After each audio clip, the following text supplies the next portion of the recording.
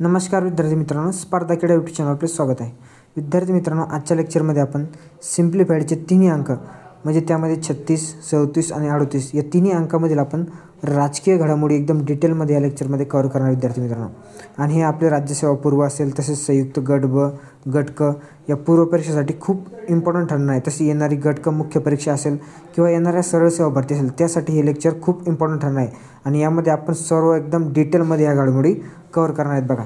तर चला वेळ न घालता लेक्चर सुरू करूया. बघा आजचा पहिला प्रश्न, पश्चिम विभागीय परिषदेची 27वी बैठक कुठे पार पडली आहे? तर विद्यार्थी मित्रांनो, ही बैठक पुणे येथे पार पडली होती बघा. आणि याची डिटेल आता आपण समोर बघू. बघा, केंद्रीय गृहमंत्री अमित शहा यांच्या अध्यक्षतेखाली 22 फेब्रुवारी 2025 रोजी पुणे येथे पश्चिम विभागीय परिषदेची 27वी बैठक पार पडली आहे बघा. आणि पुणेमध्येही पहिल्यांदाच आयोजित करण्यात आली बघा. आणि टोटल महाराष्ट्रामध्ये जर बघितलं आपण तर ही किती, तर 8 वेळा ही बैठक पार पडली. आणि याआधी मग टोटल 7 वेळा मुंबईमध्ये आणि पुणेमध्ये काय तर पहिल्यांदाच ही परिषद आयोजित करण्यात आली. आणि अशी टोटल महाराष्ट्र जवळपास बघा 8 वेळा ही बैठक काय केली, पार पडली बघा. आणि यामध्ये पश्चिम विभागीय परिषदेमध्ये समाविष्ट राज्य कोणते बघा, राज्य व केंद्रशासित प्रदेश. तर त्यामध्ये आहे महाराष्ट्र, गोवा, गुजरात, दादरा नगर हवेली, दमण आणि दीव हे या पश्चिम विभागीय परिषदेमध्ये समाविष्ट असणारे राज्य आहेत बघा. आणि ते आपल्याला लक्षात ठेवायचे आहेत. तर समोरचा पॉईंट बघू आता, देशात सर्वाधिक वेळा राष्ट्रपती राजवट लागू झालेले राज्य कोणते आहे? तर बघा याचं ऑप्शन काय दिले आपल्याला, कर्नाटक, बिहार, महाराष्ट्र आणि मणिपूर. तुम्ही सुद्धा उत्तर द्यायचा प्रयत्न करायचा आहे बघा. तर याचं उत्तर आहे मणिपूर बघा.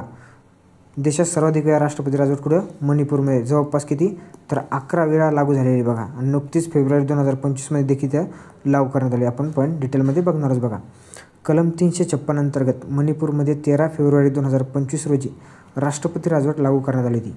आणि का, तर बघा मे 2023 पासून मणिपूरमध्ये मैतई आणि कुकी या 2 समुदायामध्ये काय तर वार्षिक संघर्ष चालू होता. त्यामुळे काय आपल्याला 2025 इथं काय तर राष्ट्रपती राजवट लागू करायची गरज पडली बघा. आणि मणिपूरमध्ये पहिल्यांदा बघितलं आपण तर 1967 राष्ट्रपती राजवट लागू करण्यात आली होती. आणि आपल्या देशात जर पहिल्यांदा बघितलं आपण तर पंजाबमध्ये 1951 राष्ट्रपती राजवट लागू करण्यात आली होती. हा देखील महत्त्वाचा पॉईंट आहे, आपल्याला डिटेलमध्ये सगळे पॉईंट लक्षात ठेवावंच लागणार बघा. आणि सर्वाधिक वेळा राष्ट्रपती राजवट आपण मणिपूरमध्ये बघितला तर 11 वेळा लागू झालेली आहे. आणि एकाही वेळा राष्ट्रपती राजवट लागू न झालेले राज्य कोणते हे देखील महत्त्वाचे लक्षात ठेवायचे बोला. त्यामध्ये आहे छत्तीसगड आणि तेलंगणा. हे 2 राज्य असे आहेत की इथे एकदाही सुद्धा राष्ट्रपती राजवट काय तर लागू झालेली नाही. त्यामुळे हे 2 राज्य आपल्याला लक्षात ठेवायचे. सर्वात जास्त काळ टिकणारे राष्ट्रपती राजवट बघा, जम्मू काश्मीरमध्ये जवळपास 6 वर्ष 264 दिवस इथं राष्ट्रपती राजवट लागू झाली होती बघा. आणि किती, जवळपास 6 वर्षे 264 दिवस टिकली ती. तर कोणत्या कालावधीत ती, 1990 ते 96 या कालावधीमध्ये इथे राष्ट्रपती राजवट लागू होती बघा.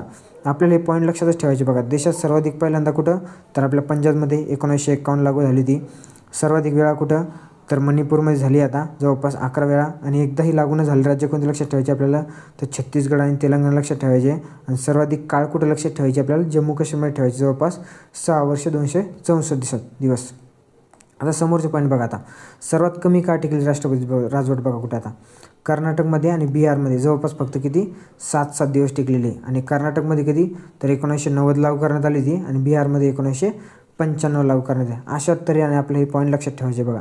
आपलं महाराष्ट्र राज्य बघा. आता महाराष्ट्र राज्यामध्ये आतापर्यंत किती, तर 3 वेळा राष्ट्रपती राजवट लागू झाली बघा. 1980ला, 2014ला आणि 2019ला. आणि आपल्या देशात जर आतापर्यंत म्हणलं तर देशात जवळपासपर्यंत लक्षात ठेवा आता 135 वेळा राष्ट्रपती राजवट लागू झालेली. त्यामुळे हा पॉईंट देखील आपल्याला लक्षात ठेवायचा. आणि एकाच वर्षात जर सर्वाधिक वेळा म्हणलं तर 1977ला बघा लक्षात ठेवा 14 वेळा राष्ट्रपती राजवट लागू झाली होती. एकाच वर्षात सर्वाधिक वेळा म्हणजे 1977ला 14 वेळा राष्ट्रपती राजवट लागू झालेली. हे राष्ट्रपती राजवटी संबंधित सगळे महत्त्वाचे पॉईंट हे आपल्याला लक्षात ठेवायचे बघा. आपल्याला कोणत्याही पॉईंटवर देखील प्रश्न विचारला जाऊ शकतो. आता बघा, स्वातंत्र्यानंतर समान नागरी संहितेची अंमलबजावणी करणारे देशातील पहिले राज्य कोणते ठरले आहे? तर कोणते राज्य ठरले आहे बघा, तर हे आपलं ठरलं आहे उत्तराखंड. हे ऑप्शन क्रमांक 3 बरोबर आहे आपलं बघा.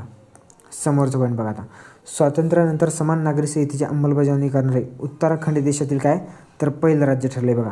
आतापर्यंत समान नागरी संहिता लागू असणारं राज्य कोणतं होतं, तर गोवा होतं आहे. आणि हे भारतातील एकमेव राज्य होतं आतापर्यंत. पण ते कसं लागू झाले ते बघा, तर 1867च्या पोर्तुगीज संहितेनुसार गोव्यात समान नागरी संहिता लागू करण्यात आली होती बघा. कधीच्या, तर 1867च्या पोर्तुगीज संहितेनुसार. आता उत्तराखंड सरकारने 27 मे 2022 रोजी सर्वोच्च न्यायालयाचे निवृत्त न्यायाधीश कोण आहेत ते, तर रंजना प्रकाश देसाई यांच्या अध्यक्षतेखाली समान नागरी संहितेसंबंधी तज्ज्ञ समिती स्थापन केली होती. कोणाच्या अध्यक्षतेखाली स्थापन केली होती हा देखील महत्त्वाचा पॉईंट आहे. तर कोणाच्या? रंजना प्रकाश देसाई यांच्या अध्यक्षतेखाली तज्ज्ञ समिती स्थापन केली होती. हा पॉईंट व्यवस्थित लक्षात ठेवा. बघा आता समोर बघा आता या नेमकं वैशिष्ट्य काय असणार आहे बघा याची समान नागरी संहितेची. तर सर्व धर्मातील नागरिकांना हा कायदा लागू असणार आहे. बघा या कायद्यानुसार बहुपत्नीत्व, बालविवाह बंदी असेल. तसेच राज्यघटनेच्या कलम 342 आणि 366-25 नुसार निर्देशित अनुसूचित जमातींना हा समान नागरी संहिता लागू नाही. बघा तर कोणाकोणाला लागू नाही? तर जे कलम 342 आणि 366-25 मध्ये अनुसूचित जमाती येतात बघा त्यांना हा काय कायदा नसणार आहे तर लागू नसणार आहे. बघा समान नागरी संहिता कायदा उत्तराखंडचा. बघा समान नागरिकांच्या विवाह, घटस्फोट, वारसा, लिव्ह इन आदीबाबत हक्काचे संरक्षण करणारे हा कायदा. आणि विवाहानंतर 60 दिवसाच्या आत नोंदणी करणे बंधनकारक करण्यात आले बघा या कायद्यानुसार. तर किती दिवसाच्या आत? तर 60 दिवसाच्या आत. अशी वैशिष्ट्ये कायद्याची लक्षात ठेवायची बघा. आणि आपल्या भारतीय राज्यघटनेच्या कलम किती? तर कलम 44 मध्ये नागरी संहितेची तरतूद आहे. हा पॉईंट देखील आपल्याला तसं तर लक्षात आहेच आपल्याला तरी लक्षात ठेवायचा आहे. बघा समोरचा क्वेश्चन आता. दिनेश वाघमारे यांची महाराष्ट्र राज्याचे कितवे निवडणूक आयुक्त म्हणून नियुक्ती करण्यात आली? हा देखील महत्त्वाचा पॉईंट आहे. तर ऑप्शन काय दिले आपल्याला? 7वे, 8वे, 9वे आणि 10वे. तर याचं उत्तर आहे आपला ऑप्शन क्रमांक 1 7वे. बघा दिनेश वाघमारे यांची किती? तर 7वे निवडणूक आयुक्त म्हणून नियुक्ती करण्यात आली. बघा 20 जानेवारी 2024 रोजी दिनेश वाघमारे यांची महाराष्ट्र राज्य निवडणूक आयुक्तपदी नियुक्ती करण्यात आली आणि ते महाराष्ट्राचे 7वे निवडणूक आयुक्त असणार आहेत. बघा आणि त्यांचा कार्यकाळ बघा ते 5 वर्षासाठी राज्याचे निवडणूक आयुक्त असतील आणि पुनर्नियुक्तीसाठी ते पात्र असणार नाहीत. हा देखील पॉईंट लक्षात ठेवायचा आहे. बघा आणि बघा हा पॉईंट महाराष्ट्र राज्य निवडणूक आयोगाची स्थापना कधी झाली? तर 26 एप्रिल 1994 रोजी महाराष्ट्र राज्य निवडणूक आयोगाची काय तर स्थापना झाली. हा देखील पॉईंट लक्षात ठेवा. स्थापना कधी झालेली आहे. समोरचं बघा आता देशाचे 26वे मुख्य निवडणूक आयुक्त म्हणून कोणाची नियुक्ती करण्यात आली? बघा तर ऑप्शन क्रमांक आपल्याला दिले दिनेश कुमार, राहुल त्रिपाठी, ज्ञानेश कुमार आणि सदानंद गवई. विद्यार्थी मित्रांनो क्वेश्चन थ्रू आपण असं घेतो कारण की पॉईंट तर तुम्ही वाचलेले आहेत बघा. पण क्वेश्चन जर वाचला तर लगेच आपल्याला थोडं नेमकं पॉईंट कुठे लक्षात ठेवायचं लक्षात बघा. तर कोणाची झाली? तर ज्ञानेश कुमार यांची झाली. देशाचे कितवे? तर 26वे मुख्य निवडणूक आयुक्त म्हणून त्यांची नियुक्ती करण्यात आली. बघा 17 फेब्रुवारी 2025 रोजी ज्ञानेश कुमार यांची मुख्य निवडणूक आयुक्त म्हणून नियुक्ती करण्यात आली. बघा कधी कधी डेटसुद्धा विचारू शकते त्यामुळे डेटसुद्धा आपल्याला लक्षात ठेवायची आहे. बघा आणि यांचा कार्यकाळ बघा किती असणार आहे? तर 26 जानेवारी 2029 पर्यंत यांचा काय असणार आहे? तर कार्यकाळ असणार आहे. बघा पारंपरिक पद्धतीने मुख्य निवडणूक आयुक्त यांचे उत्तराधिकारी हे पुढील सर्वात वरिष्ठ निवडणूक आयुक्त असत होते. बघा विद्यार्थी मित्रांनो याच्यात जर तुम्हाला एक पॉईंट लक्षात ठेवायचं म्हटलं तर आता वाचत बसण्यापेक्षा तुम्हाला एक कन्सेप्ट सांगतो बघा तुम्ही ते लक्षात ठेवा. आता विद्यार्थी मित्रांनो काय व्हायचं माहिती आहे का? आता निवडणूक आयुक्ताच्या नियुक्तीबाबत एक नवीन कायदा करण्यात आला आहे. बघा हा कायदा बघा कधीचा आहे? तर 2023चा कायदा आला आहे. तर विद्यार्थी मित्रांनो तुम्हाला एक डिटेल सांगतो लक्षात ठेवा. आता पूर्वी काय व्हायचं माहिती आहे का? समजा पूर्वी आपलं एक निवडणूक आयोगाचं समजा हे पॅनल आहे. हे पॅनल आहे. या पॅनलमध्ये एक काय असतो? तर मुख्य निवडणूक आयुक्त असा. समजा आता हे मुख्य निवडणूक आयुक्त हे पद जर रिक्त झालं, हे पद रिक्त झालं तर काय व्हायचं? जे पॅनलमधील वरिष्ठ आहेत, वरिष्ठ निवडणूक आयुक्त आहेत ते काय व्हायचे? तर मुख्य निवडणूक आयुक्ताचे. बघा लक्षात ठेवा हे काय पूर्वी आपलं हे पॅनल आहे याच्यात हे मुख्य निवडणूक आयुक्त आहे. बघा हे काय झाले? पद रिक्त झालं तर मग पॅनलमधील जे वरिष्ठ निवडणूक आयुक्त ते काय व्हायचे? मुख्य निवडणूक आयुक्त व्हायचे. पण आता काय केलं आहे? तर निवडणूक आयुक्ताबाबत हा कायदा केला बघा 2023चा. याच्यानुसार काय केलं आहे आता? तर याची निवडणूक समिती ठरवली बघा एक. त्यामध्ये कोण असते बघा आता? पंतप्रधान असतो, कॅबिनेट मंत्री असतो आणि लोकसभेतील विरोधी पक्ष नेते होते. आता यांनी काय केलं आहे? हे हीच कमिटी असणार एक पॅनल निवडलं आहे बघा. आणि यांनी काय केलं आहे? तर यांचा समावेश असलेला एक पॅनल निवडला आणि हे पॅनल काय करते माहिती मग मुख्य निवडणूक आयुक्ताची आता नेमणूक करू शकते. कोणतं? त्यामध्ये बघा कोण कोण आहे पॅनलमध्ये? तर त्यामध्ये आहे बघा पंतप्रधान, एक कॅबिनेट मंत्री आणि विरोधी पक्षनेता. आता हे काय करतील माहिती आहे का? हे मुख्य निवडणूक आयुक्त पद रिक्त झालं तर एक तर त्या पॅनलमधील कोणाची निवड करतील किंवा इतर कोणत्याही सदस्याची ते निवड करू शकतात. हा आता नवीन झालेला बदल 2023 नुसार लक्षात ठेवायचं. फक्त आपल्याला काय लक्षात ठेवायचं? पूर्वी काय व्हायचं? मुख्य निवडणूक आयुक्त पद रिक्त झालं, पॅनलमधील जो वरिष्ठ अधिकारी असायचा किंवा तेच आपला मुख्य निवडणूक आयुक्त व्हायचा. फक्त आता काय करते? तर हे पॅनल ठरवते बघा. हे पॅनल लक्षात ठेवा त्या पॅनलमध्ये कोण कोण आहे. बघा त्याच्यातला समोरचा पण बघा कायद्याच्या कलम 6 मध्ये मुख्य निवडणूक आयुक्त आणि इतर निवडणूक आयुक्ताच्या नियुक्तीसाठी ही प्रक्रिया निर्देशित केली. कोणतं? तर ही पॅनलची बघा. आणि आता बघा ज्ञानेश कुमार यांच्यासोबतच बघा डॉक्टर विवेक जोशी यांची देखील काय निवडणूक आयुक्त म्हणून नियुक्ती करण्यात आलेली, हा देखील पॉईंट लक्षात ठेवा. ही थोडी कन्सेप्ट आहे विद्यार्थी मित्रांनो, ही तुम्हाला लक्षात ठेवायची आहे. बघा समोरचा पॉईंट बघा आता. मुंबई उच्च न्यायालयाचे 48वे मुख्य न्यायाधीश म्हणून कोणी शपथ घेतली आहे? तर बघा कोणी घेतली आहे, तर आपले ऑप्शन दिले न्यायमूर्ती भूषण गवई, न्यायमूर्ती अलोक आराध्ये, न्यायमूर्ती देवेंद्र उपाध्याय, न्यायमूर्ती के.जी. बालकृष्ण. तर याचं उत्तर आहे बघा 48वे न्यायमूर्ती अलोक आराध्ये यांनी घेतले. बघा चला आता समोरचं पॉईंट करू. बघा न्यायमूर्ती अलोक आराध्ये यांनी किती, तर 21 जानेवारी 2025 रोजी मुंबई उच्च न्यायालयाचे 48वे मुख्य न्यायाधीश म्हणून त्यांनी काय केली, तर शपथ घेतली आहे. बघा आणि महाराष्ट्राचे राज्यपाल C.P. राधाकृष्ण यांनी त्यांना काय पदावधीची शपथ दिली. बघा न्यायमूर्ती देवेंद्र उपाध्याय यांची त्यांनी काय घेतली, तर जागा घेतली आहे. बघा आता मुंबई उच्च न्यायालयाबद्दल थोडक्यात माहिती बघू आपण आता. बघा स्थापना कधी झालेली आहे, तर 14 ऑगस्ट 1862 रोजी मुंबई उच्च न्यायालय स्थापना झाली आहे. त्याचे अधिकार क्षेत्र कोणते आहे बघा लक्षात ठेवा.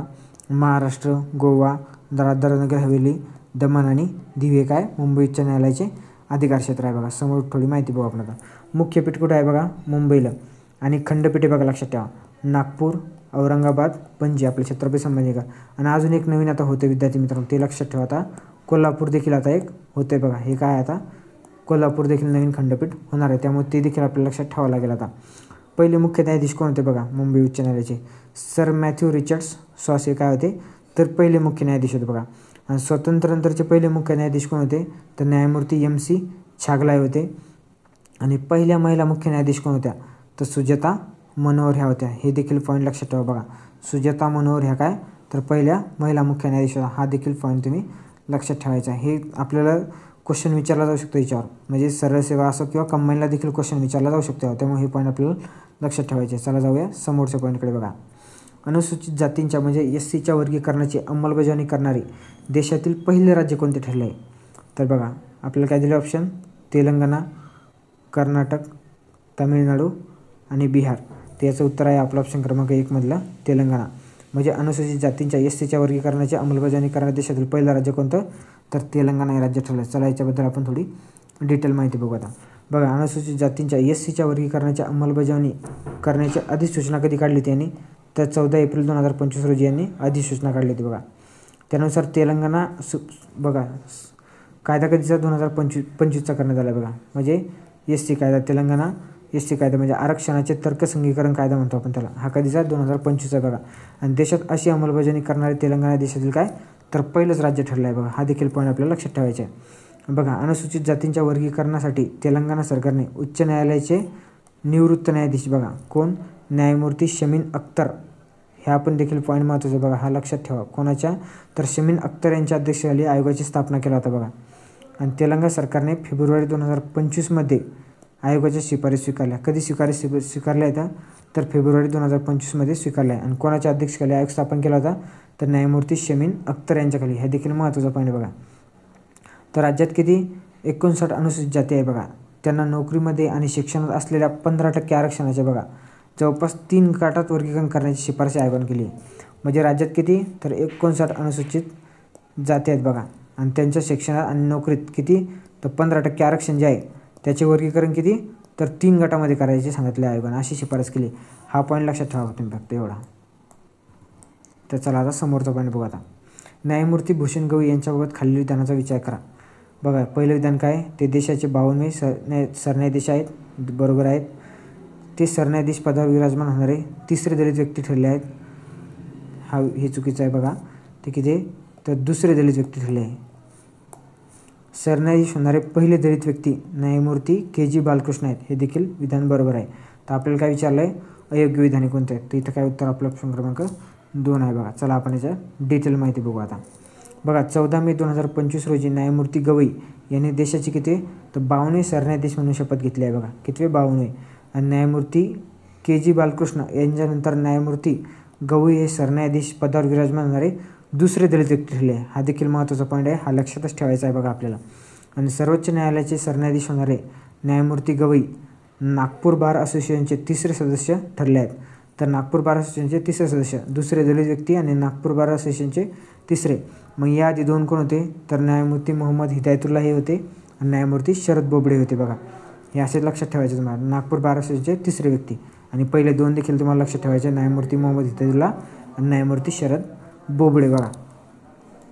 चला जाऊया समोरच्या पॉईंटकडे. बघा राहुल नार्वेकर विधानसभा अध्यक्ष. विद्यार्थी मित्रांनो थोडं फास्ट पण घेतो आहे, कारण काय माहिती आहे का, कारण की आपल्याला म्हणजे बघा लवकरात लवकर सगळे चॅप्टर संपायचे, आपल्याला सगळ्या चॅप्टरना रिव्हिजन करून घ्यायचे आणि एकही पॉईंट न सोडता करून घ्यायचे. त्यामुळे थोडं लेक्चर घेताना थोडं फास्ट घेतो आहे. तुम्ही ते वाचलेलं असणं गरजेचं आहे. बघा 9 डिसेंबर 2024 रोजी आवाजी मतदानाने अध्यक्षपदी निवड करण्यात आली बघा यांची. कोणाची? तर राहुल नार्वेकर यांची विधानसभा अध्यक्षपदी. आणि दुसरे सर्वात तरुण अध्यक्ष ठरले आहेत बघा. कोण? तर राहुल नार्वेकर. आणि पहिले कोण होते? तर मग शिवराज पाटील होते बघा, शिवराज पाटील चाकूरकर. हे वयाच्या 42व्या वर्षी अध्यक्ष ठरले होते आणि हे किती? वयाच्या 47व्या वर्षी. म्हणजे हे किती? दुसरे सर्वात तरुण अध्यक्ष ठरले आहेत बघा. कोण? तर राहुल नार्वेकर. हा पॉईंटसुद्धा लक्षात ठेवायचा आहे बघा. आणि राज्याच्या स्थापनेपासून ते किती बघा? तर राज्याच्या स्थापनेपासून ते 16वे अध्यक्ष ठरले आहेत. हा देखील पॉईंट महत्त्वाचा आहे बघा, लक्षात ठेवा. आणि विधानसभेच्या अध्यक्षपदी सलग दुसऱ्यांदा निवड होणारे राहुल नार्वेकर हे कितवे? तर दुसरे अध्यक्ष ठरले आहेत बघा. सर्वात तरुण म्हणलं तरी देखील दुसरे आणि सलग दुसऱ्यांदा निवड होणारे तरी म्हणलं तरी दुसरे बघा. यापूर्वी मग काँग्रेसचे ज्येष्ठ नेते बाळासाहेब भारदे हे सलग 2 वेळा काय? तर अध्यक्ष राहिलेत बघा. आणि दुसरे कोण ठरले मग आता आपले? राहुल नार्वेकर. हे कोण होते? तर हे पहिले होते आणि हे काँग्रेस पक्षाचे होते बघा. हे देखील पॉईंट महत्त्वाचे आहे, तुम्ही लक्षात ठेवायचे बघा. आता समोरचं बघा, राम शिंदे यांची काय? विधान परिषद सभापती निवड करण्यात आली बघा. कोणाची? राम शिंदे. 19 डिसेंबर 2024 रोजी विधान परिषद सभापतीपदी बिनविरोध निवड करण्यात आली. कोणाची? तर राम शिंदे यांची. आणि राम शिंदे हे महाराष्ट्र विधान परिषदेचे किती? तर 7वे सभापती ठरले आहेत. हे देखील पॉईंट लक्षात ठेवायचा, 7वे. आणि हे इकडं आपण जर बघितलं राहुल नार्वेकर किती? तर हे 16वे अध्यक्ष ठरले आहेत बघा. आणि राम शिंदे किती? तर 7वे. हे देखील पॉईंट लक्षात ठेवा. आता बघा देवेंद्र फडणवीस महाराष्ट्राचे मुख्यमंत्री, यांच्याबद्दल मी थोडी डिटेल बघून घेऊ. बघा 15व्या विधानसभा निवडणुकीनंतर राज्याचे 31वे मुख्यमंत्री म्हणून देवेंद्र फडणवीस यांनी 5 डिसेंबर 2024 रोजी शपथ घेतली बघा. आणि महाराष्ट्राचे राज्यपाल CP राधाकृष्ण यांनी त्यांना काय? पदाची आणि गोपनीयतेची शपथ दिली बघा. हा समजा डेट विचारली जाऊ शकते एखाद्या वेळेस, लक्षात ठेवा बघा. महाराष्ट्राचे मुख्यमंत्री बघा, आता पहिले मुख्यमंत्री कोण होते? तर यशवंतराव चव्हाण होते. 1960 ते 62 या कार्यकाळात ते होते बघा. आपण थोडा इतिहास बघून घेऊ त्यांचा सर्वांचा. आता सर्वाधिक काळ बघा वसंतराव नाईक होते मुख्यमंत्री. 1967 ते 75 जवळपास 11 वर्ष 7 दिवस हे मुख्यमंत्री पदावर राहिले आहेत बघा. सर्वाधिक काळ वसंतराव नाईक. सर्वाधिक कमी काळ बघा देवेंद्र फडणवीस, फक्त 72 तास मुख्यमंत्री राहिले आहेत बघा. आणि सर्वाधिक वेळा मुख्यमंत्री म्हणलं तर शरद पवार जवळपास 4 वेळा राहिले आहेत. सर्वात तरुण मुख्यमंत्री शरद पवार 38व्या वर्षी मुख्यमंत्री झाले ते बघा ते. आणि सर्वात वयस्कर मुख्यमंत्री म्हणलं तर पृथ्वीराज चव्हाण बघा, 64व्या वर्षी ते मुख्यमंत्री झाले होते. आणि 3 वेळा मुख्यमंत्री वसंतराव नाईक, वसंतदादा पाटील आणि देवेंद्र फडणवीस हे किती? जवळपास 3-3 वेळा मुख्यमंत्री राहिलेत बघा. पॉईंट महत्त्वाचे लक्षात ठेवा. महाराष्ट्राचे उपमुख्यमंत्री बघा कोण आहे? तर अजित पवार आणि एकनाथ शिंदे हे दोघे काय आहेत? तर महाराष्ट्राचे उपमुख्यमंत्री आहेत. अजित पवार यांनी जवळपास 6व्यांदा उपमुख्यमंत्रीपदाची शपथ घेतली बघा. म्हणजे विचार करा, विक्रमी किती? जवळपास 6व्यांदा यांनी उपमुख्यमंत्रीपदाची शपथ घेतली. आणि पहिले उपमुख्यमंत्री कोण होते? तर नाशिकराव तिरपुडे होते बघा. हा देखील पॉईंट महत्त्वाचा आहे, लक्षात ठेवा. पहिले उपमुख्यमंत्री कोण? तर नाशिकराव तिरपुडे होते बघा, लक्षात ठेवा.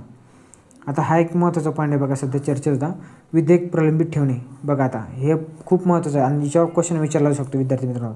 बघा तेलंगणा सरकार आणि तिथले राज्यपाल RN रवी यांच्यात काय विधेयक प्रलंबित ठेवण्यावर संघर्ष चालू होता बघा. आणि मग त्यामध्ये सर्वोच्च न्यायालयाने काय केलं आहे? प्रथमच राज्यपालाकरता कालमर्यादा निश्चित केली. म्हणजे सर्वोच्च न्यायालयाने निकाल दिला आणि राज्यपाला काय केलं आहे? तर कालमर्यादा निश्चित केली बघा. म्हणजे राज्यपालांना विधेयकाबाबत 1 ते 3 महिन्याचा निर्णय घ्यावा लागणार आहे. म्हणजे जे राज्य विधेयक पाठवले, राज्य विधिमंडळांचे विधेयक पाठवले तर त्याच्यात राज्यपालांपास किती? 1 ते 3 महिन्यात निर्णय घ्यावा लागणार आहे. आणि इथं स्वेच्छा अधिकार वापरता येणार नाही. हा देखील महत्त्वाचा पॉईंट आहे बघा. त्यांना काय? स्वेच्छा अधिकार वापरता येणार नाही. आणि समोरचा महत्त्वाचा पॉईंट म्हणजे राज्यपालासोबत राष्ट्रपतींना देखील काय केलं आहे? तर कालमर्यादा निश्चित केली आहे बघा. ती कशी? बघा राज्यपालाकडून राष्ट्रपतीकडे विचारार्थ पाठवले विधेयक आता राष्ट्रपतींना 3 महिन्याच्या म्हणजे जवळपास 3 महिन्यात निकाली काढावं लागणार आहे. म्हणजे 3 महिन्यात त्यांना त्याच्यावर निकाल काढावा लागणार आहे. आपण जर पूर्वी बघितलं तर समजा राज्यपालाने एखादं विधेयक जर राष्ट्रपतीच्या विचारार्थ ठेवलं तर राष्ट्रपतीवर त्यावर काही बंधन नव्हतं की त्यांनी कधी मान्यता द्यावी, कधी वापस पाठवावं, किती वेळ रोखून ठेवावं, असं काही नाही. पण आता त्यांनासुद्धा 3 महिन्याची कालमर्यादा दिली बघा. 3 महिन्यात त्यांना काय करावं लागणार आहे? ते तर निकाली लागणार आहे बघा. आणि राष्ट्रपतीसाठी विधेयकावर कालमर्यादा निश्चित करण्याची ही पहिलीच वेळ ठरली. हा देखील महत्त्वाचा पॉईंट आहे बघा. राज्यपाल आणि राष्ट्रपती यांच्यावर काय कालमर्यादा निश्चित करण्याची काय तर पहिलीच वेळ ठरली आहे आणि लक्षात ठेवायचं आहे. आणि कुठला पॉईंट आहे तर तेलंगणा सरकार आणि तिथले राज्यपाल आर्यन रवी यांच्याबाबत हा वाद आणि संघर्ष सुरू झाला होता बघा. आता हे पॉईंट लक्षात ठेवा बघा महत्त्वाचे. कलम 200 अंतर्गत बघा राज्य विधेयकासंदर्भात राज्यपालाला कोणते कोणते पर्याय उरतात हा देखील पॉईंट लक्षात ठेवा बघा. एक तर ते संमती देतात, ते संमती रोखून ठेवू शकतात, ते विधेयक पुनर्विचारता पाठवू शकतात. म्हणजे ते विधेयक जर अर्ध विधेयक नसेल तर ते काय तर पुनर्विचारता पाठवू शकतात बघा. आणि विधेयक राष्ट्रपतीच्या विचारार्थ राखून ठेवणे. आणि आता राष्ट्रपतीच्या विचारार्थ राखून ठेवल्यासुद्धा राष्ट्रपतीला काय तर 3 महिन्याच्या आत ते निकाली काढायला लागणार आहे. त्याच्यामुळे हा खूप महत्त्वाचा पॉईंट आहे बघा आणि आपल्याला लक्षात ठेवायचे. बघा कलम 163 काय राज्यपालांनी मंत्रिमंडळाच्या मदतीनुसार आणि सल्ल्यानुसार कार्य करणे आवश्यक केले बघा. कलम 163 हे देखील पॉईंट सगळे आपल्याला महत्त्वाचे आणि आपल्याला लक्षातच ठेवायचे आहेत बघा. तर चला जाऊया समोरच्या पॉईंटकडे. आता बघा दिल्ली विधानसभा निवडणूक हे देखील आपल्याला महत्त्वाचे आहे बघा. निवडणूक लक्षात ठेवायची आहे. या निवडणुकीची आवृत्ती बघितली आपण तर किती होती तर 8वी आवृत्ती ती बघा. निवडणूक कधी झाली आहे तर 5 फेब्रुवारी 2025 दरम्यान ती पार पडली आहे. निकाल कधी लागला होता 8 फेब्रुवारी 2025 रोजी. आणि टोटल ही 70 जागेसाठी निवडणूक पार पडली होती बघा. आणि वोटिंग किती झालं होतं 60.54% वोटिंग झालं होतं बघा. इथं 2019 आणि 2024च्या निवडणुकामधील आपल्याला जागांमधील फरक दिला आहे. 2019मध्ये बघितलं आपण तर BJP म्हणजे भारतीय जनता पार्टीला किती जवळपास 8 जागा भेटल्या आहेत. 2024च्या निवडणुकीत त्यांना विक्रमी जवळपास 48 जागा भेटल्या आहेत बघा.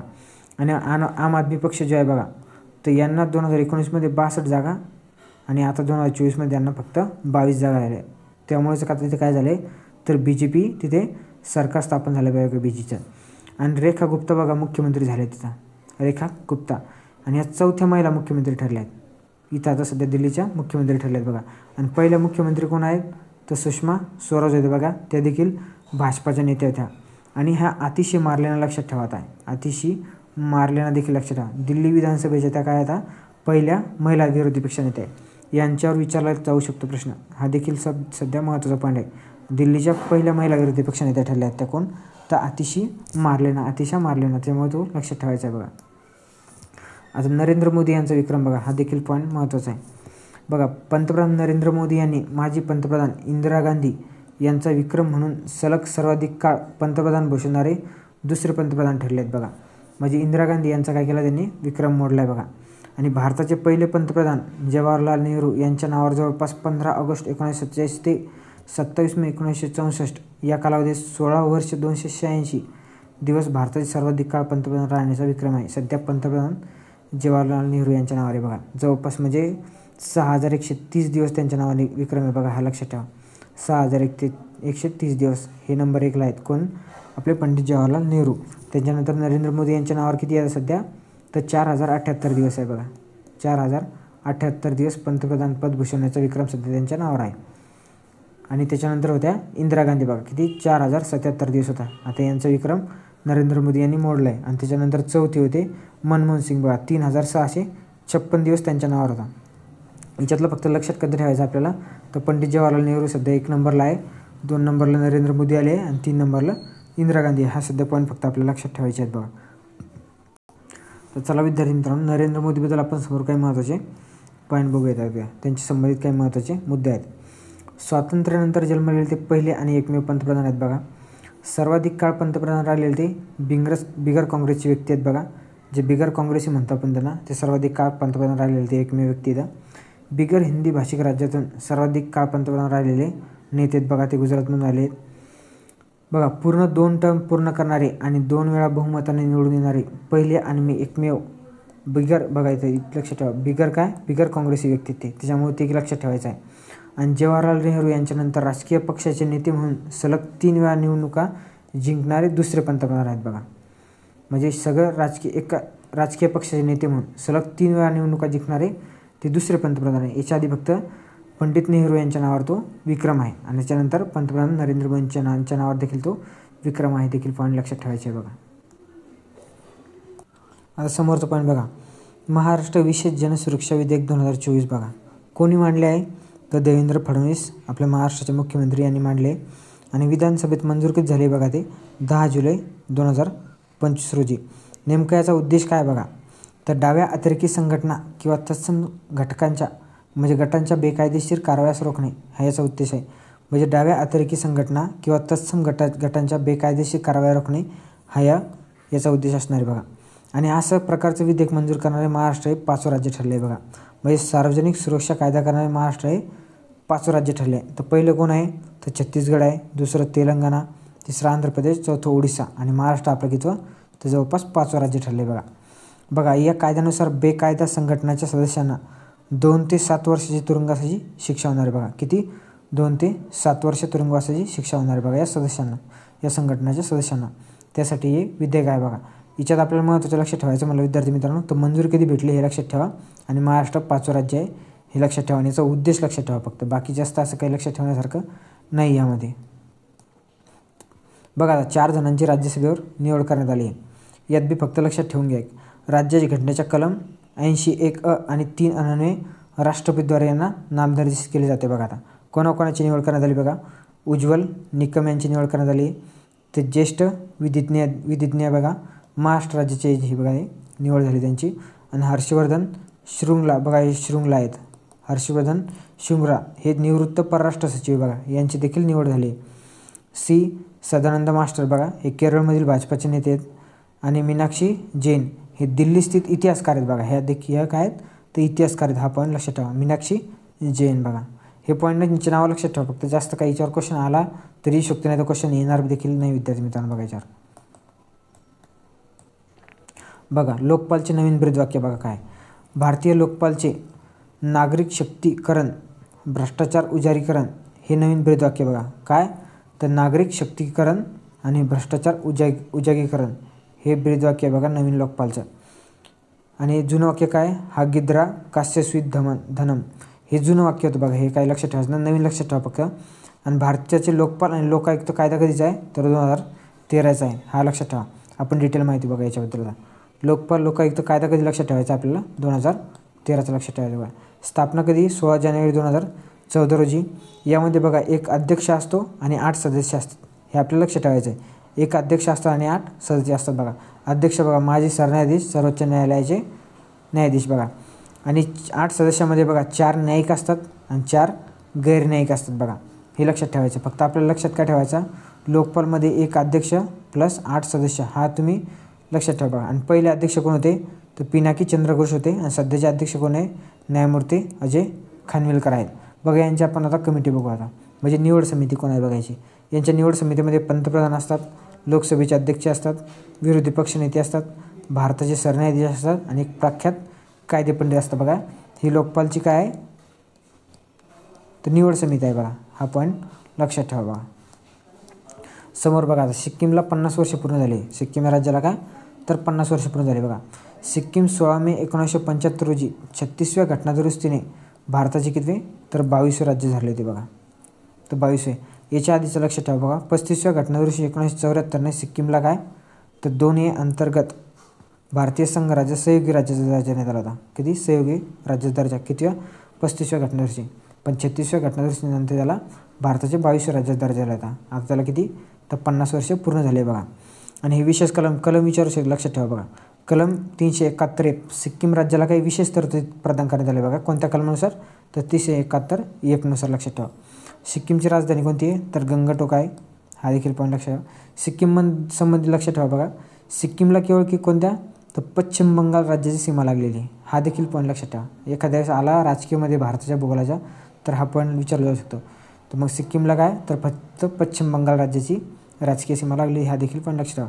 आणि भारतातील पहिले 100% सेंद्रीयकरण झालेले राज्य बघा हे कोणते सिक्कीम. 100% सेंद्रिय राज्य बघा सिक्कीम. हा देखील पॉईंट महत्त्वाचा आहे. हा लक्षात ठेवा बघा. समोरचं बघा आता पोक्सो न्यायालय प्राधान्याने स्थापन करण्याचे निर्देश बघा महत्त्वाचा आहे. बालकांवरील लैंगिक गुन्ह्याची प्रकरणे हाताळण्यासाठी सर्वोच्च न्यायालय प्राधान्य तत्त्वावर स्वतंत्र पोक्सो न्यायालय स्थापन करण्याचे निर्देश सर्वोच्च न्यायालयाने 15 मे 2025 रोजी केंद्र सरकारला दिले. म्हणजे स्वतंत्र पोक्सो न्यायालय स्थापन करण्याची हे केंद्र सरकारला सूचना दिली बघा सर्वोच्च न्यायालय बघा. आता पोक्सो कायदा बघा 2012चा आहे. हा लक्षात ठेवा बघा. पोक्सो कायदा कधीचा आहे तर 2012चा. काय आपण बघून घ्या बघा. बघा protection of children against sexual offences.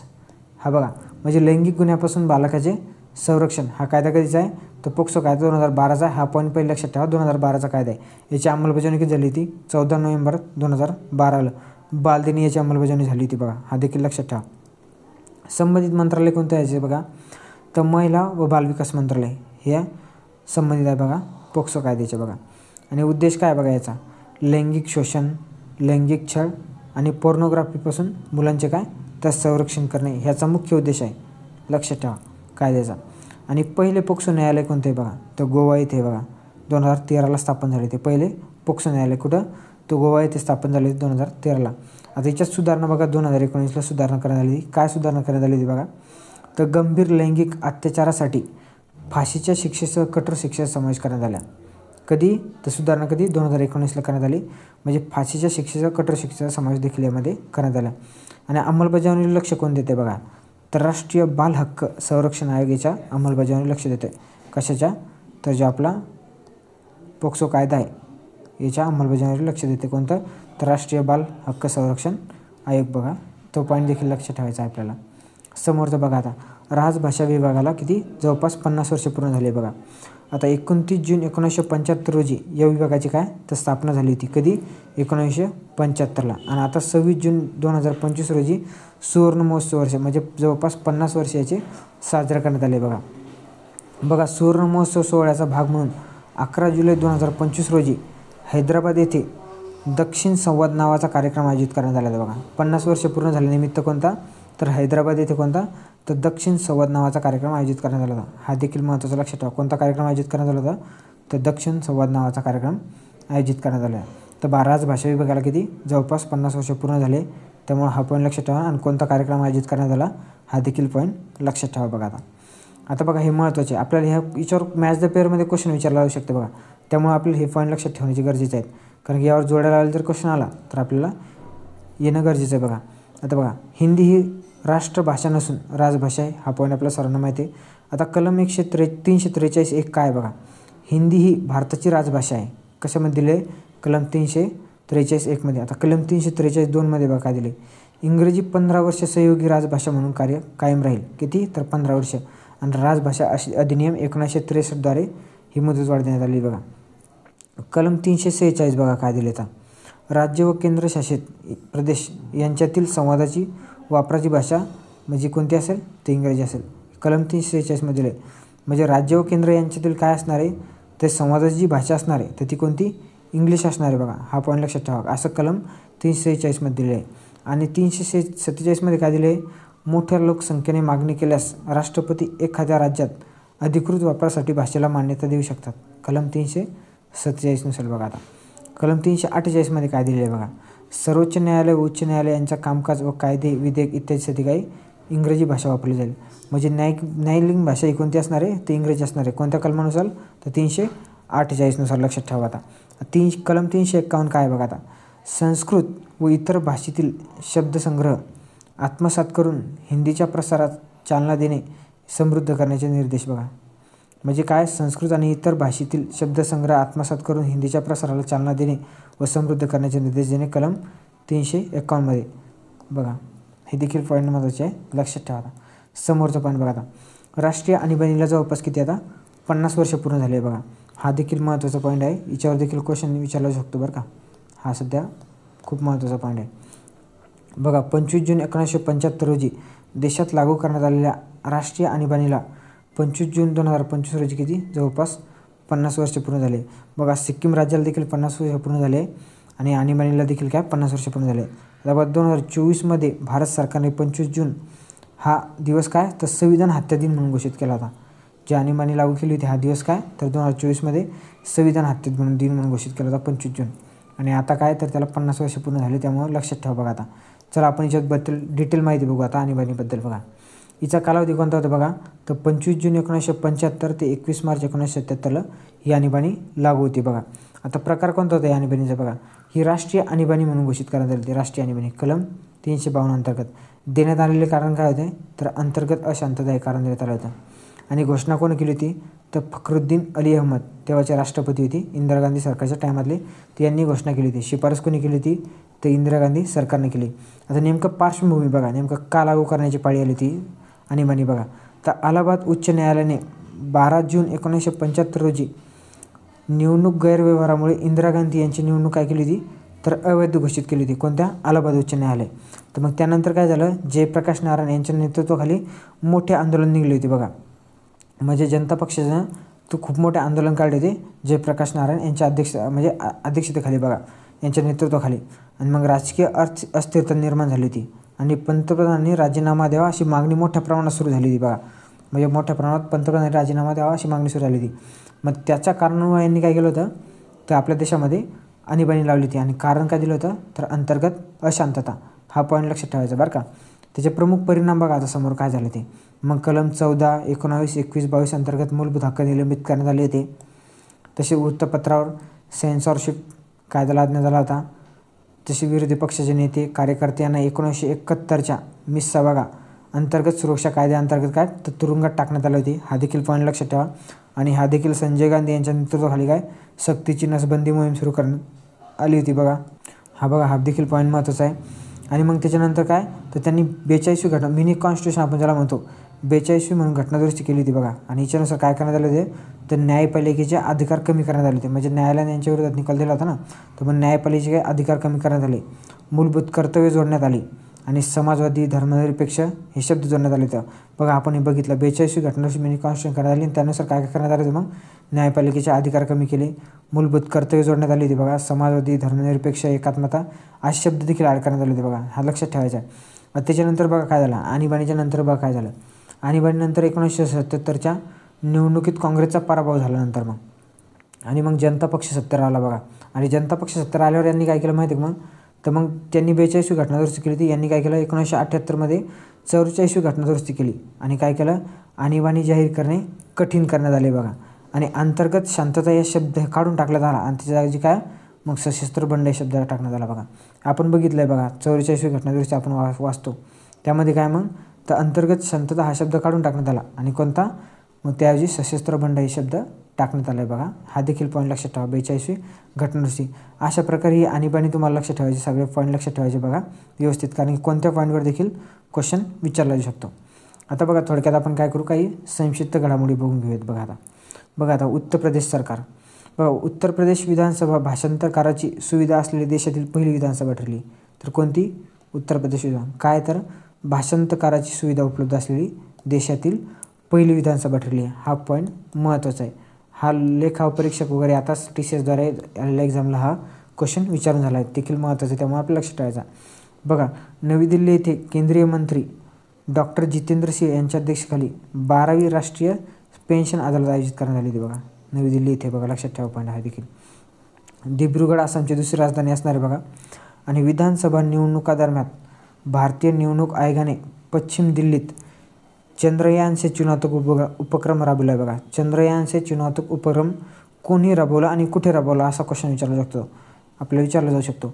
तर चंद्रयान से चुनाव हा उपक्रम भारतीय निवडणूक आयोगाने राबवला आहे आणि पश्चिम दिल्ली दरम्यान हा निवडणुकादरम्यान हा उपक्रम राबवण्यात आला आहे बघा. हा पॉईंट आपल्याला लक्षात ठेवायचा आहे. बघा चंदीगड तिन्ही फौजदारी कायद्याची 100% अंमलबजावणी करणारे देशातील पहिलं राज्य ठरले. तर कोणतं? तर चंदीगड ठरले. काय तर तीनही फौजदारी कायद्यांची 100% अंमलबजावणी करणारं देशातील पहिलं राज्य ठरलं. कोणतं? चंदीगड. हा पॉईंट देखील आपल्याला महत्त्वाचा आहे, पाठच करून ठेवायचा आहे आपल्याला बघा. निवडणूक सेवा सुलभ करण्यासाठी भारतीय निवडणूक आयोगाने बघा ECINET हा नवीन नावाचा एक डिजिटल प्लॅटफॉर्म सुरू केला आहे. तर कोणी सुरू केला आहे? तर निवडणूक आयोगाने सुरू केला आहे. आणि कशासाठी? तर निवडणूक सेवा सुलभ करण्यासाठी बघा. ECINET नावाचा बघा हा काय तर प्लॅटफॉर्म सुरू केला आहे. हा देखील महत्त्वाचा आहे, आपल्याला लक्षात ठेवायचा आहे. बघा आता केरळ हे ऑनलाईन कायमस्वरूपी लोक अदालत सेवा सुरू करणारे भारतातील पहिलं राज्य ठरले आहे. कोणतं? तर केरळ. काय तर ऑनलाईन कायमस्वरूपी लोक अदालत सेवा सुरू करणारे भारतातील पहिलं राज्य ठरलं आहे बघा. आता NVA बघा, NVA म्हणजे नॅशनल ई-विधान ॲप्लिकेशन प्रकल्पाची अंमलबजावणी करणारी दिल्ली 28वी विधानसभा ठरली. किती? तर 28वी. कशाची? नॅशनल ई-विधान ॲप्लिकेशन म्हणजे NVA आपण म्हणताला याची अंमलबजावणी करणारी दिल्ली 28वी विधानसभा. 2022मध्ये लक्षात ठेवा, 2022मध्ये राष्ट्रीय विधान अर्ज लागू करणारे नागालँड हे देशातील पहिलं राज्य ठरले. नागालँडने पहिल्यांदा केली होती. कधी? तर 2022मध्ये लक्षात ठेवायचे. आणि आता दिल्ली किती? 28वी ठरली. त्यामुळे पहिला देखील आपल्याला पण लक्षात ठेवा 2022मध्ये नागालँडने याची अंमलबजावणी केली होती, ते देखील पाहणे महत्त्वाचं आपल्याला तो लक्षात ठेवायचं आहे बघा. आता समोरचा बघा. बघा, विधानसभेचे कामकाज सांकेतिक भाषेत प्रसारित करणारे पंजाब हे भारतातील पहिले राज्य ठरले. म्हणजे विधानसभेचे कामकाज काय तर सांकेतिक भाषेत प्रसारित करणारे पहिले राज्य कोण ठरले तर पंजाब ठरले बघा. पंजाब विधानसभा स्वतःची सर्च इंजिन सुरू करणारी देशातील पहिली विधानसभा ठरली. तर काय स्वतःची सर्च इंजिन सुरू करणारी देशातील पहिली विधानसभा कोणती ठरली तर पंजाब विधानसभा ठरली. ते बी आपले पॉईंट लक्षात ठेवायचं आहे बघा. बघा पेसा. आता पेसा अंमलबजावणीमध्ये मध्य प्रदेश अव्वल ठरले बघा. पेसा म्हणजे बघा काय तर मध्य प्रदेश पंचायत अनुसूचित क्षेत्रामध्ये विस्तार कायदा 1996चा. तर पेसा कायदा कधीचा आहे तर 1996चा हा कायदा लक्षात ठेवा बघा. आणि लागू करणारे देशातील अव्वल राज्य ठरले. म्हणजे पेसा कायद्याच्या अंमलबजावणीत अव्वल राज्य कोणते ठरले आहे तर मध्य प्रदेश राज्य ठरले आहे. हा देखील पॉईंट लक्षात ठेवायचा आपल्याला बघा. आणि या कायद्याचा अंमल कधी झालेला आहे तो 24 डिसेंबर 1996 रोजी या पेसा कायद्याची अंमलबजावणी झालेली आहे बघा. आता बघा सर्व मतदान केंद्रावर 1200पेक्षा कमी मतदान असलेला बिहार देशातील पहिले राज्य ठरले. म्हणजे बघा इथं मतदानात काय असं मतदान ही सुविधा म्हणजे व्यवस्थित वेळेत पूर्ण व्हावे यासाठी यांनी काय केलं माहिती का प्रत्येक मतदान केंद्र असे मॉडिफाय केले की तिथं प्रत्येक मतदान केंद्रावर काय तर 1200पेक्षा कमी मतदान आहे बघा. आणि हा देशातील पहिलं राज्य ठरलं आहे की अशा प्रकारची सुविधा उपलब्ध करून देणार. बघा आता युनायटेड किंगडममध्ये 2029मध्ये होणाऱ्या सार्वत्रिक निवडणुकात मतदानाचे वय किती 18 जवळपास 16 वर्ष करण्यात आले. 18 किती 16 वर्ष युनायटेड किंगडममध्ये. हा देखील पॉईंट महत्त्वाचा आहे लक्षात ठेवा बघा. आता बघा शहरी स्थानिक स्वराज्य संस्थांच्या अध्यक्षांची पहिली राष्ट्रीय परिषद 3 व 4 जुलै 2025 रोजी हरियाणातील गुरुग्राममधील मानेसर येथे पार पडली बघा. हा देखील महत्त्व आहे काय तर शहरी स्थानिक स्वराज्य संस्थांच्या अध्यक्षांची पहिली राष्ट्रीय परिषद बघा जुलै 2025 रोजी कुठं हरियाणातील गुरुग्राममधील मानेसर येथे पार पडली. हा देखील महत्त्वाचा पॉईंट आहे त्यामुळे लक्षात ठेवायचं बघा. बघा आता दिल्ली विधानसभा ही पूर्णपणे सौर ऊर्जेवर चालणारी भारतातील पहिली विधानसभा ठरली. तर कोणती दिल्ली. हा देखील पॉईंट लक्षात ठेवायचा आपल्याला. म्हणजे भारतातील पहिली अशी विधानसभा ठरली पूर्णपणे काय तर सौर ऊर्जेवर चालणारी विधानसभा ठरली बघा. आता बघा संजय जयस्वाल यांची काय 2025-26 या कालावधीसाठी अंदाज समितीच्या अध्यक्षपदी नियुक्ती करण्यात आली. कोणाची तर संजय जयस्वाल यांची लक्षात ठेवा. बैजयंत पांडा यांचे बघा 2025-26 साठी सार्वजनिक उपक्रम समितीचे अध्यक्ष म्हणून निवड करण्यात आली. हा देखील तुम्ही पॉईंट लक्षात ठेवायचा आहे बघा. बघा आता समोरचा पॉईंट. बिहार राज्य निवडणूक आयोगाने अँड्रॉइड आधारित मोबाईलचाच वापर करून मतदान प्रणाली सुरू करण्याचा निर्णय घेतला आहे बघा. म्हणजे इथं काय बघा आता अँड्रॉइड मोबाईलच्या आधारे आपण इथं वोटिंग करणार आहे आणि बिहार हे राज्य पहिलं राज्य ठरलं आहे बघा. मतदान प्रक्रियेत हा क्रांतिकारक बदल स्वीकारणारे बिहार देशातील पहिलं राज्य ठरले. म्हणजे इथं काय आता की अँड्रॉइड मोबाईलद्वारे देखील वोटिंग करता येणार आहे बघा कुठे बिहारमध्ये. आणि हा असा विक्रम करणारा पहिलं राज्य म्हणजे बिहार राज्य ठरले. विद्यार्थी मित्रांनो अशा प्रकारे आपण राजकीय घडामोडी की जे तिन्ही अंकामधील संपूर्ण कव्हर केलेत बघा. तिन्ही अंक ज्यामध्ये आपण 36, 37 आणि 38 यात जर एखादा पॉईंट राहिला असेल तर फक्त ते जगदीप धनखडे यांनी नुकताच राजीनामा दिला तो एखादा पॉईंट राहिला असेल. बाकी सगळे पॉईंट आपण व्यवस्थित एकदम बघा एकदम व्यवस्थित क्लिअर केलेत. आणि त्यामुळे तुम्ही आता वाचून घेतल्याच्यानंतर तुम्हाला मला तरी वाटतं याच्या व्यतिरिक्त तुम्हाला काही वेगळं करायची गरज पडणार नाही. त्यामुळे एकदम पॉईंट घेतले. आणि विद्यार्थी मित्रांनो जर तुम्हाला हे लेक्चर आवडलं असेल तर नक्कीच लाईक करा आणि कमेंट बॉक्समध्ये सांगा समोरचे लेक्चर अपलोड करायचे का आणि याच थ्रू अपलोड करायचे किंवा काही चेंजेस करायचे. तर विद्यार्थी मित्रांनो आवडल्यास नक्की लाईक करा आणि आपल्या विद्यार्थी मित्रांपर्यंत शेअर करायला विसरू नका. आणि तुम्हाला जर ही तसे तुमच्याकडे बुक्स तर आहेतच पण तुम्हाला जर ही PDF जर पाहिजे असेल तर डिस्क्रिप्शनमध्ये टेलिग्राम चॅनलचं लिंक टाकून देतो. तिथून तुम्ही ही PDF देखील डाउनलोड करू शकता जर तुम्हाला यातून रिव्हिजन मारायची असेल तर. थँक्यू विद्यार्थी मित्रांनो. भेटूया नेक्स्ट लेक्चरमध्ये. धन्यवाद.